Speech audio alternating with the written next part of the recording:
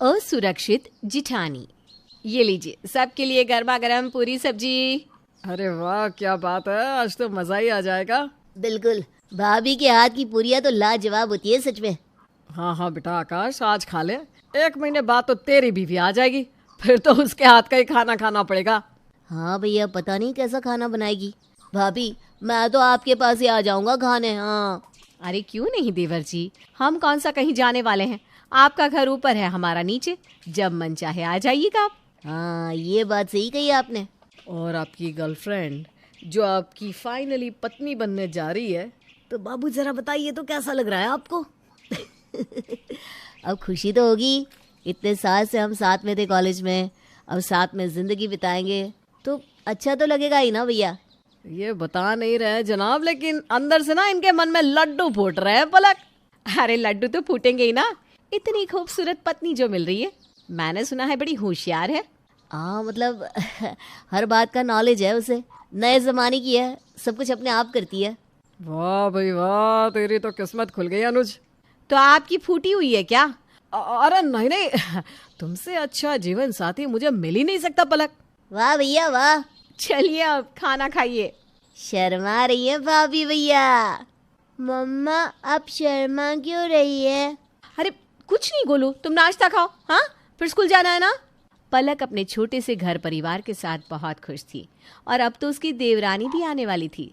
सब लोग जोरों शोरों से अनुज की शादी की तैयारियां कर रहे थे। अनुज, तेरी शादी का जोड़ा पसंद हो गया ना? हाँ भैया, वो तो खुद दिव्या ने ही बनवा दिया। उसके कुछ दोस्त है ना डिजाइनर। उसके दोस्त डिजाइनर है? हाँ भाभी, और वो खुद भी ना बहुत अच्छी चॉइस रखती है। उसे फैशन का, नए ट्रेंड का, सबका बहुत ज्यादा अच्छा नॉलेज है। अच्छा है, फिर दिव्या के आने के बाद हम भी अपने कपड़े उसी से पसंद करवा लिया करेंगे। अनुज की शादी बड़े धूमधाम से की गई। अब सारे मेहमान भी जा चुके थे, इसलिए अनुज और दिव्या भी अपने हनीमून के लिए निकल रहे थे। तैयार हो गए तुम दोनों जाने के लिए? जी भैया, हम दोनों तैयार हैं। दिव्या तुम तो बहुत अच्छी लग रही हो सच में। नहीं पलक? पलक क्या हुआ, कहाँ खो गई? अब नहीं, कुछ नहीं। हाँ सच में बहुत अच्छी लग रही है दिव्या, वेरी नाइस। अच्छा भाभी, आपको कुछ चाहिए होगा शिमला से तो हमें फ़ोन करिएगा, हम आपके लिए लेकर आएंगे। गोलू, मैं तुम्हारे लिए ढेर सारे गिफ्ट्स लेकर आऊंगी। हाँ पक्का। यू आर द बेस्ट चाची। बाय। तुम्हें क्या हो गया, इतनी चुपचाप सी लग रही हो? कुछ हुआ है क्या? मैंने आपसे कहा क्या कि कुछ हुआ है? जब देखो सवाल पे सवाल। अरे इतना गुस्सा क्यों हो रही हो, वो भी अचानक से? कुछ नहीं, हटिए, जाने दीजिए मुझे। पलक का बर्ताव अचानक से कुछ अजीब सा हो गया था। उनके घर में किसी भी बात को लेकर कोई दिक्कत या झगड़ा कभी नहीं था, लेकिन इसके बावजूद भी आजकल पलक उखड़ी उखड़ी सी रहने लगी थी।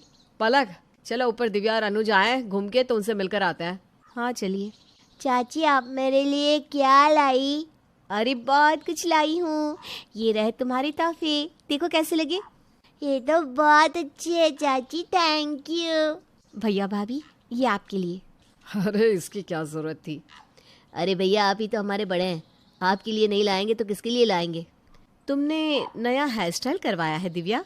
हाँ भाभी, वहाँ ना एक नया हेयर स्टाइलिस्ट मिल गया था, मैंने सोचा मैं करवा ही लेती हूँ। अच्छा लग रहा है ना? चलो अब हम लोग चलते हैं, तुम लोग भी आराम कर लो, हम बाद में आते हैं। जी भैया। बाय गोलू। पलक नीचे आकर आईने के आगे खड़ी होकर खुद को देखने लगी। वो कुछ भी नहीं बोल रही थी। क्या हुआ पलक, ऐसे खुद को आईने में क्यों देखे जा रही हो? सोच रही हूँ मैं भी नया हेयर कट करवा लूँ, पर मुझ पर अच्छा लगेगा या नहीं। तुम्हारी इच्छा हो तो करवा लो, लेकिन वैसे तुम्हें ज़रूरत नहीं है। हाँ, आपको तो कभी कुछ ज़रूरत भरा लगता भी है क्या? ज़रूरी तो सब कुछ नई दुल्हन के लिए है ना, उसे ही सब कुछ आता है, सब कुछ उसे ही पता है, मुझे क्या पता है, मैं तो गंवार हूँ ना। अरे अरे अरे अरे, मैंने तो कुछ भी नहीं कहा ऐसा। क्या बोले जा रही हो तुम?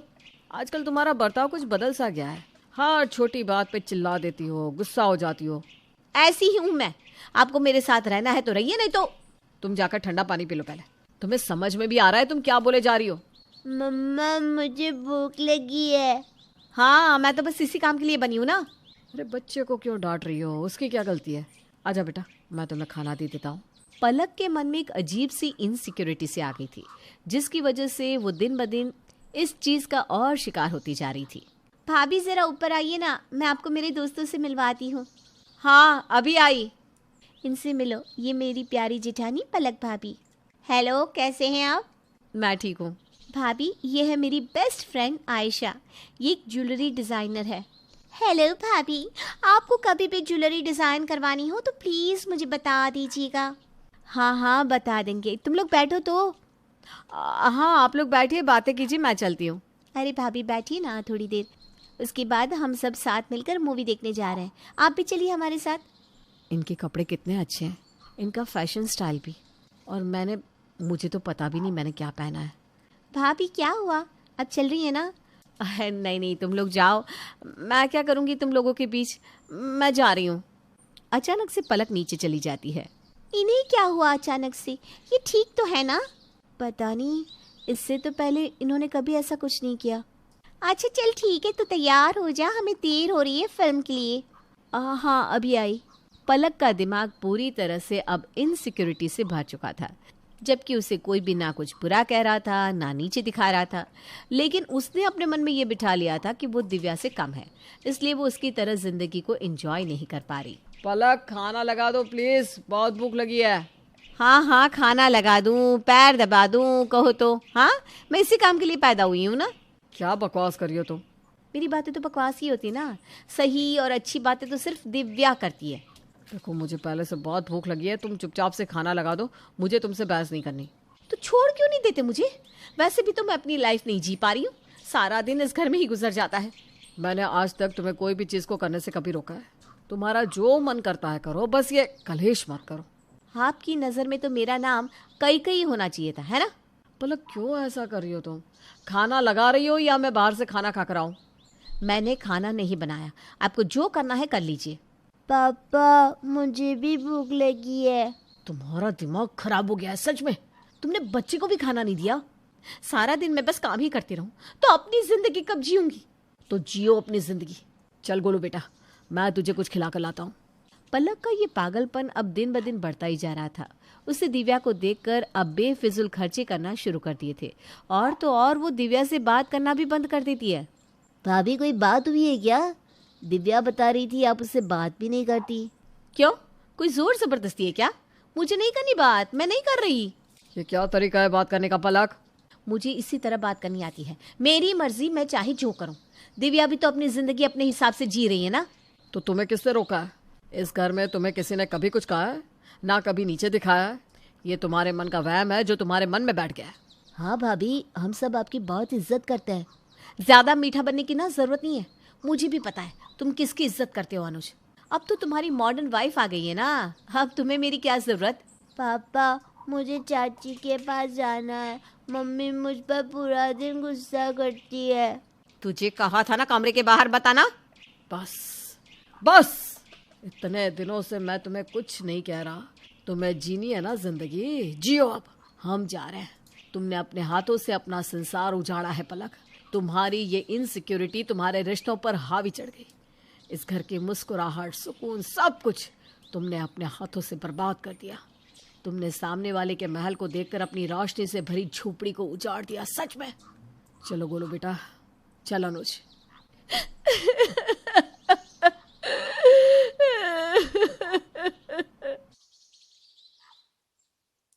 लता की दो दो बहुएं, और दोनों एक से बढ़कर एक निकम्मी। ना काम करने में मन लगता था, ना धाम करने में। सासू माँ, जरा वो पानी की बोतल दे दीजिए ना, और खाना ना कुछ सादा ही बनाना आज। अरे शर्म कर लो, दो दो बहुएं हो लेकिन सास पर ही कहर ढाई हो। हम क्यों समझे? अरे है ही क्या आपके पास, सारा घर तो हम लोगों के पापा ने भरा है। अरे तू तो बाद में आई है, मैंने तो इस घर को घर बनाया है। वरना ये छतें ऐसे गिरा करती थी, ऐसे गिरा करती थी जैसे घास का ढेर। तुमने तो सिर्फ छत ठीक की है, पूरे घर को अंदर से तो मेरे पापा ने भरा है। क्यों, क्या था? टीवी कैसे ऑन होती है ये भी ना पता था। हाँ हाँ, मेरे लड़के अभी अभी कमाने लायक बने हैं। घर पर पैसा लगा देती तो लड़कों को पढ़ाती कैसे?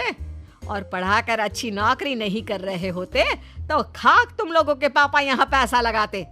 लेकिन एक बात ध्यान रखो, सबके दिन पलटते हैं, मेरे भी बदलेंगे। अब दिन नहीं, आपकी दुनिया बदलेगी सासू माँ। यहाँ से वहाँ, सीधा ऊपर। दोनों सास के बारे में उल्टी पुल्टी बातें करती हैं और खूब हंसती है। सास रसोई में अकेले खाना बनाते हुए, हे भगवान, बड़े घर की बेटियां और दहेज को मैंने सब कुछ माना, लेकिन यह नहीं पता था कि जो इतना सामान लेकर आएगी वो इज्जत कहाँ करेगी। पता नहीं मेरे नसीब में कब आराम लिखा है। तभी वहाँ बड़ा बेटा आता है। माँ, मेरे लिए चाय बना दे, सर में बहुत दर्द हो रहा है। तभी दूसरा भी आ जाता है। माँ, मेरे लिए नींबू पानी, थकान लग रही है। माँ जी, चाय और नींबू पानी थोड़ा ज्यादा बना लेना, मैं पहले चाय और बाद में रुककर नींबू पानी भी पी लूंगी। हाँ माँ जी, मैं भी। अब बना बनाया मिल रहा है तो कौन नहीं पिएगा। सास को दोनों बहुओं पर गुस्सा तो खूब आता है, लेकिन वो क्या करती। सुबह शाम वो काम करती रहती और दिन में मंदिर जाकर प्रभु भक्ति करती। एक दिन मंदिर में सास को चक्कर आ जाता है और वो गिर जाती है। मंदिर में कोई नहीं होता तो खुद भगवान आ जाते हैं उनके पास। अरे कमलावती, क्या हो गया? चक्कर कैसे आ गया? लग रहा है आज काम ज्यादा हो गया है। सब तो पता है प्रभु आपको, बूढ़ा शरीर अब काम नहीं करता। बुरा न मानना कमलावती, लेकिन याद कर, तूने भी तो अपनी सास को कितना परेशान किया था। उस बेचारी की तो आत्मा आज भी रोती है। बस ये कर्म ही तो है। सास भी कम ना थी, वो समझ रही थी कि भगवान उसके मजे ले रहे हैं। हाँ हाँ माना, समझ रही हूँ कि ये मेरे कर्म ही है जो घूम कर मेरे पास आए हैं। लेकिन ये बताइए, उनके पास तो ससुर जी की पेंशन आती थी, कम से कम कोई तो सहारा था पैसे का। ये तो है। तू जितना भी परेशान करती थी, वो यहाँ आकर रोज शाम लड्डू चढ़ा कर जाती थी। अरे मन तो मेरा भी खूब करता है कि देसी घी के लड्डू आपके पैरों पर चढ़ा दूं, लेकिन क्या करूं, कहाँ से लाऊं पैसे? कम से कम उसके कर्म की तरह मेरे पास कुछ पैसे ही दे दे। भगवान भी भोले ही थे, वे नहीं जानते थे कि सास के मन में क्या चल रहा है। तथास्तु, आज से तेरे पास पैसे की कमी नहीं होगी। ये बोलकर वो अदृश्य हो जाते हैं। सास खुशी से नाचने लगती है। ईश्वर भी ना कितने भोले हैं, मेरा प्लान तो समझे ही नहीं। जो सास को नचा सकती है, वो बहू के इशारों पर कब तक नाचेगी? बोले भगवान। बस फिर क्या था, सास बाहर जाती है, सामने उसे एक लॉटरी वाला खड़ा दिखता है। लगता है मेरी कोई लॉटरी लगने वाली है, अभी खरीद लेती हूँ। अरे भैया, जो सबसे ज्यादा पैसे लगने की लॉटरी है ना, वही दे दे। ये लो, 20 करोड़ की है, इससे ज्यादा सरकार नहीं देती। सास फटाफट लॉटरी लेकर वहां से चली जाती है और अगले दिन, बहू जरा पेपर लाना। क्यों, आज क्या आपकी कोई खबर छपी है जो मैं खुद अपने हाथ से आपको पेपर ला कर दूं? अरे नहीं नहीं, वो क्या है ना, कल एक लॉटरी लिया था, जरा देख लूं लगी है कि नहीं। अरे तंग आ गई हूँ मैं इस नौकरानी सी जिंदगी जीकर। तभी दोनों बेटे और बहुएं एक साथ एक जगह आ जाते हैं। माँ कैसी बात कर रही हो? लॉटरी? अरे बहुत किस्मत वाले होते हैं जिनकी 20-30 रुपए की भी लॉटरी लगती है। मैंने तो कितना ट्राई किया है। माँ, वैसे नौकरों से जिंदगी क्या है? बच्चों के लिए खाना बनाना ठीक नहीं लगता क्या आपको? अरे तुम लोगों का ज्ञान सुनने का वक्त नहीं है मेरे पास। लाओ जल्दी से अखबार दिखाओ।